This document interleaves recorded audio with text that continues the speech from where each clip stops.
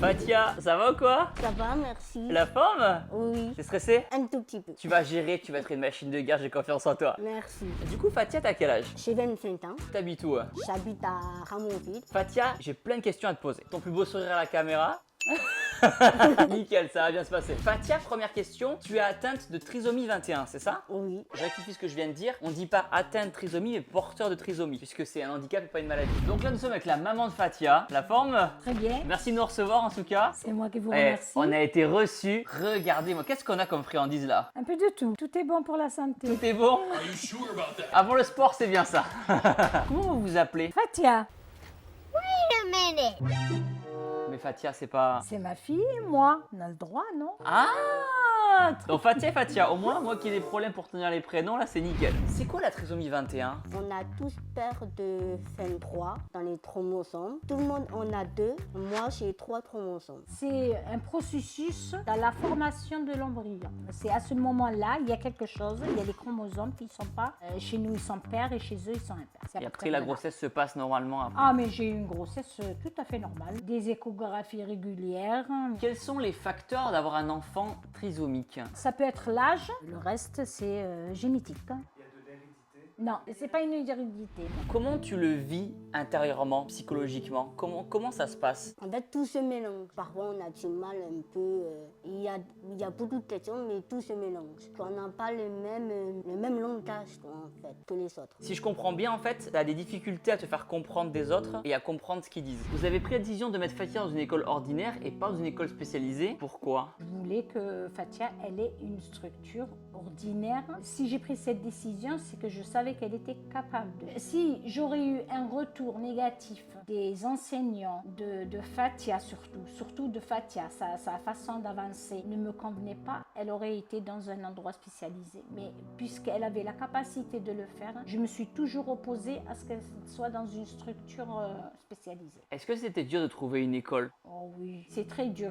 C'est pas toutes les écoles qui ouvrent les portes. Vous allez faire face à la maternelle, vous allez faire face à la primaire, vous allez faire face. Mais bon, je pense qu'il y a une étoile qui nous protège toutes les deux. Et j'ai rencontré des gens qui m'ont ouvert la porte. Comment s'est passée ta scolarité, toi? Je ne vais pas dire que j'étais une élève modèle, mais disons que je ne suis pas la première de la classe ni la dernière de la classe. En plus, j'étais une élève normale. Ok. J'apprenais beaucoup. J'ai découvert des métiers. Puis après, il y a d'autres activités de la musique. Il y a de l'art plastique, il y a du sport. Avec l'école, on faisait du cross et puis après, on gagnait des médailles. Trop bien. T'as eu beaucoup de médailles? J'ai eu 3 médailles, 3, 4 avec toutes les médailles. Bravo. Du coup, t'as passé le bac? Alors, c'est pas le bac, moi, c'est le CAP. Ok, cool. CAP, Centre polyvalent de restauration. Donc, j'ai découvert le monde du travail. Et j'ai vu que c'était fatigable. J'ai changé d'orientation. C'est vrai que t'as 25 ans. Est-ce que t'as un métier, toi, aujourd'hui? Je suis demandeuse d'emploi. Est-ce que c'est dur de trouver un métier? Oui, parce qu'on essaye de trouver un moyen pour occuper les journées, quoi, en fait. Aujourd'hui, tu cherches un métier dans quoi? Dans l'agent administratif. Du coup, s'il y a des employeurs qui regardent la vidéo YouTube, Fatia cherche un travail à côté de Toulouse, dans le secteur administratif. Qu'est-ce que tu aimerais faire là-dedans? Les fichiers et les enregistrer sur logiciel, ranger, classer, archiver. Donc s'il y a un employeur qui regarde la vidéo YouTube et qui cherche quelqu'un dans l'administratif, Fatia est là. On va mettre son petit email là à Fatia. C'est pas Fatia qui vient vers vous, c'est vous qui venez vers Fatia. Tu nous diras si tu trouves un boulot comme ça, ok? Oui. Comment ça se passait avec les élèves à l'école? Alors au début c'était normal. J'apprenais d'abord à faire leur connaissance d'abord. Et puis après petit à petit ça s'est fait en est-ce que tu veux être mon ami? Est-ce que voilà. Donc on devient inséparables. Et puis après ça on n'est plus amis, désolé. D'accord, comme tout le monde en fait, hein. Exactement. Comme la vie de tous les jours en fait, hein. Est-ce que tu as déjà été embêté à l'école toi à cause de la trisomie? Et je t'en mentir. J'ai dû entendre pas mal de moqueries sur la trisomie. En fait, sur ma trisomie, on me disait que voilà, cette personne, pour toi elle est là. Ah oui, mais il faut devenir ami avec elle. C'est pas facile de venir ici, tout ça et tout. Comment tu réagis toi quand t'entends des méchancetés comme ça? Moi, je suis pas quelqu'un de violence. Tu lui casses la gueule ou... Non, je suis pas. Maman qui s'en charge.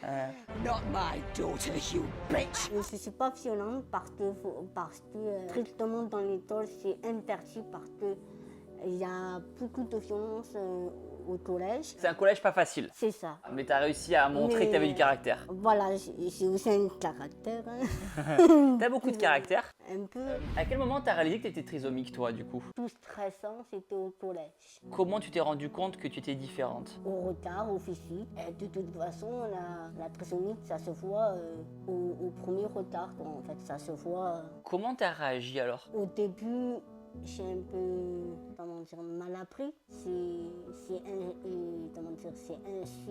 injuste. Injuste, c'est ça. Mais sinon, j'ai aucun problème avec ça.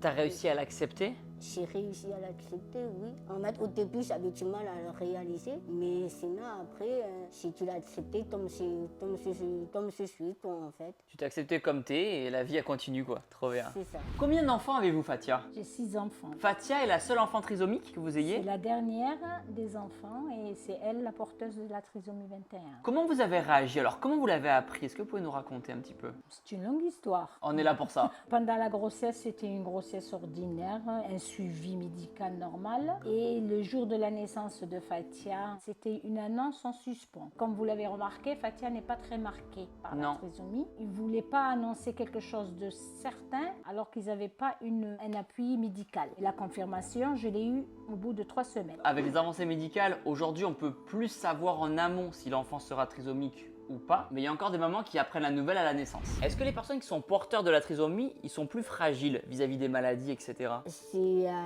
Oui, parce qu'on est à risque. À tout moment, on peut attraper plusieurs maladies. D'accord. Il faut que tu fasses encore plus attention que les autres. C'est ça. Et du coup, comme tu es un peu plus fragile que la moyenne, est-ce que tu es suivi par un médecin régulièrement? Tu vas à l'hôpital? Avec un docteur, je suis suivie avec un docteur traitant, oui. Et tu as déjà eu une maladie un peu grave? J'ai eu une leucémie. Un cancer du sang. Un cancer du sang. Et ça va mieux aujourd'hui? Ce que je peux dire, c'est que, alhamdoulilah, que oui, je suis guérie. Alhamdoulilah. Est-ce que les personnes qui sont porteurs de trisomie sont plus fatiguées dans leur quotidien? Ben, en fait, on le sent et on le ressent, on est fatigué. Tu dors beaucoup la nuit? Je dors beaucoup. Combien de temps? Jusqu'à midi, à peu près, vers là, midi et demi, Et tu te 13 couches à heures. quelle heure? Très tard. Ah, très tard. Ah ouais. Oui, Tu fais je- quoi? Pourquoi? Tu fais quoi la nuit? Parce que je fais la nuit, je regarde la télé. Ah, tu regardes mes vidéos des fois tard aussi, c'est pour ça? C'est ça. Oui. Ah ouais, c'est ça. Je le savais, je le savais. Est-ce que ça a été dur, le Covid? Oui, quand on est en plein confinement, on avait appris très mal. On a été coupé par le monde, on ne pouvait pas voir nos familles, nos amis, on nous empêchait de voir. Après, on a été affecté par le nombre de gens qui ont été affectés, qui ont été décédés aussi. Qu'est-ce que tu faisais chez toi pour t'occuper? Chez moi, ben, j'avais des jeux de société, j'avais mon portable, j'ai une Play, donc je jouais à la Play Donc ça va, aussi. t'étais occupé quoi. Donc j'étais occupée, oui. C'était aussi compliqué, j'imagine, parce que toi, tu es plus fragile vis-à-vis des maladies. Eh ben, en fait, je suis une personne à risque. Je peux aussi, à un moment donné, l'attraper. Quand je sors, j'ai l'impression que tout peut m'arriver. J'avais peur de l'attraper. À chaque moment, à chaque sortie, où j'amène mes neveux ou mes nièces, souvent pas, il fallait que j'ai le masque sur moi. Mais tu l'as pas eu. T'as été prudente. Qu'est-ce que t'aimes bien dans la vie, toi?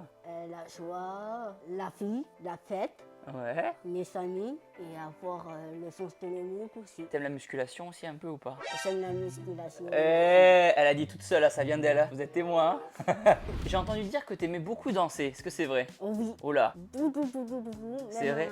à longueur de la journée. Eh ben c'est parti. Démonstration. Let's go. Non, je rigole. À longueur de la journée, je mets la musique, j'ai un peu la discothèque à la maison. C'est vrai, trop bien. Donc tu mets la musique à fond, tu déranges les voisins et tu danses jusqu'à minuit quoi. C'est ça. Hey, can you turn your music down? Tu danses quoi comme type de danse toi? Danse hip-hop et danse orientale. Est-ce qu'il y a des choses que t'aimes pas dans la vie? J'aime pas d'entendre le critique. Ok, ouais, comme tout le monde en fait, comme tout le monde. Est-ce que si vous aviez appris en amont que Fatia était trisomique, est-ce que vous auriez fait quelque chose ou ça aurait rien changé pour vous? Non, ça n'aurait rien changé pour moi. C'est une question religieuse. Donc là, les médecins vous annoncent que Fatia est trisomique. Comment vous réagissez alors? La douche froide au début, alors que je ne voulais même pas le croire. Le déni. Avec la poupée que j'avais à côté, je pensais qu'ils avaient perdu la tête. Au bout de 3 semaines, il y a eu la confirmation. Et cette confirmation, elle était très douloureuse. C'est presque un appel que je lance à ces personnes qui sont chargées d'annoncer la trisomie, l'handicap en général. Aux mamans, c'est pas leur dire qu'ils avaient le droit d'abandonner leurs enfants. Ça, c'est quelque chose vraiment insupportable. Parce qu'on vous a proposé, c'est ça? On vous a Oui, proposé... on m'a dit que j'avais le choix. d'abandonner J'ai votre déposé enfant. mon œuf et puis je peux partir, me en laver les mains et puis plus rien. Parce qu'il y a des personnes aujourd'hui qui abandonnent leurs enfants. Vu le tableau noir qu'on nous annonce, votre enfant est trisomique, vous avez tout à fait le droit de l'abandonner, vous signez et vous laissez ça, parce que vous savez le boulet que vous allez traîner toute votre vie. Il a dit ça comme ça. Ah mais c'est comme ça, il n'y a pas Wow. d'autre mot. Hein. Moi j'ai aucun regret maintenant, le boulet je l'adore. Ah, c'est ouf. Je donnerai un conseil aux mamans, je dirais pas c'est une chance d'avoir un enfant trisomique. Armez-vous de force, de fermeté, prenez les bonnes décisions. C'est des enfants faciles à vivre, ils ont besoin d'amour. Je pense que jusqu'à présent l'amour est gratuit. Trop bien. Est-ce que toutes les personnes qui ont la trisomie sont pareilles? Non, en fait, disons qu'on est différents et ça se voit, c'est-à-dire dans le visage. Il y en a qui parlent mieux, il y en a qui parlent difficilement et il y en a qui parlent aussi sans parler mais avec les mains. Ça m'arrive de croiser des personnes qui sont trisomiques et je me dis, mais dans ma tête, je disais ça dans ma tête, j'ai vu que c'était une personne normale en fait, tout simplement.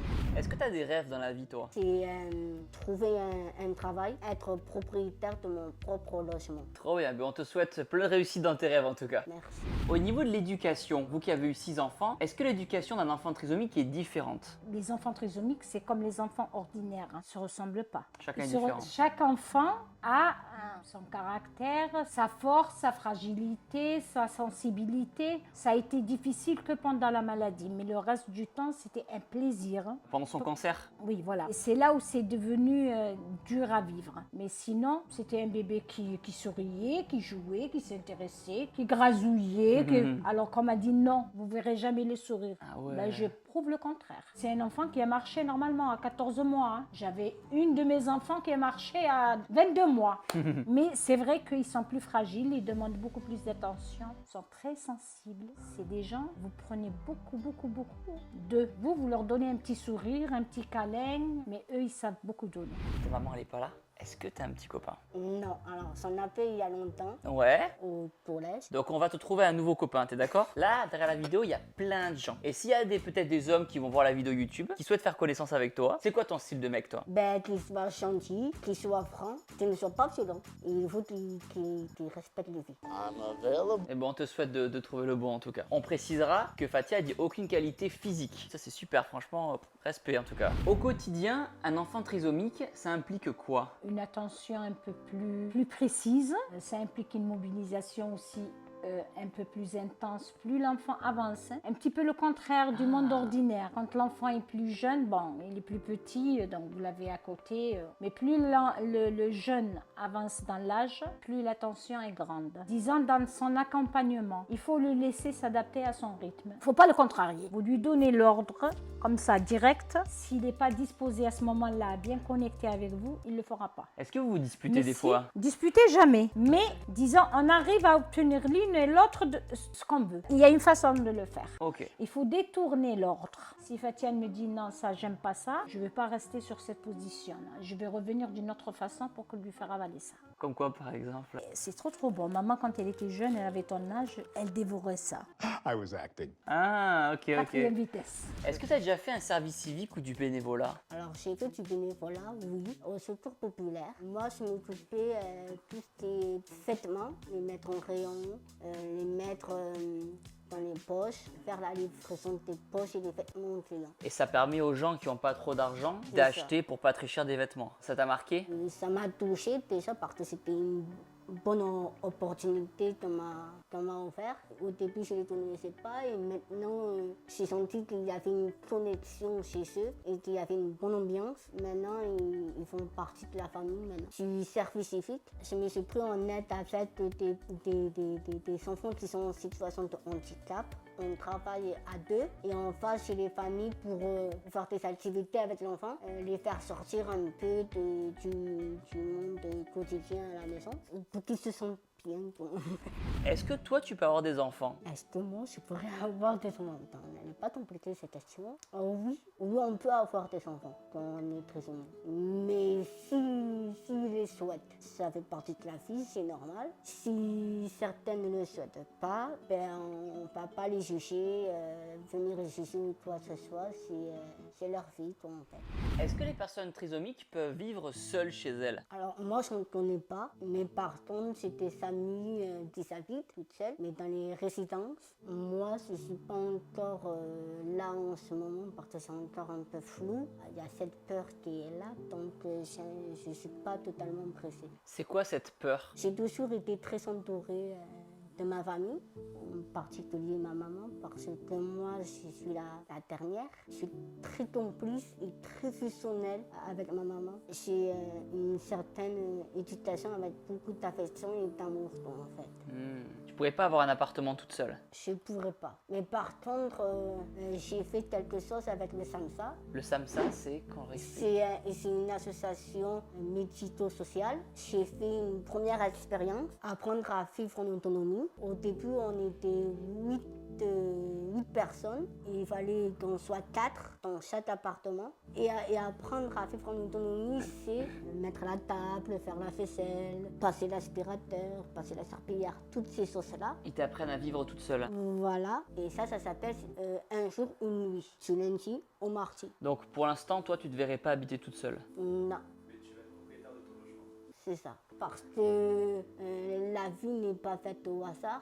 On ne sait pas si ça peut durer éternellement. Donc voilà, faut profiter de nos proches tant qu'on peut. Est-ce qu'il y a quelque chose qui vous inquiète, vous, avec Fatia? Elle est autonome, elle sait se débrouiller, c'est pas le boulet, comme avait dit. L'inquiétude vient, c'est après mon départ. Comme Fatia, elle le sait, un jour ou l'autre, je ne serai plus de ce monde. C'est quelque chose qui pèse. Que deviendront ces enfants-là quand les parents s'absentent? Fatia a de la chance, elle a des sœurs et des frères.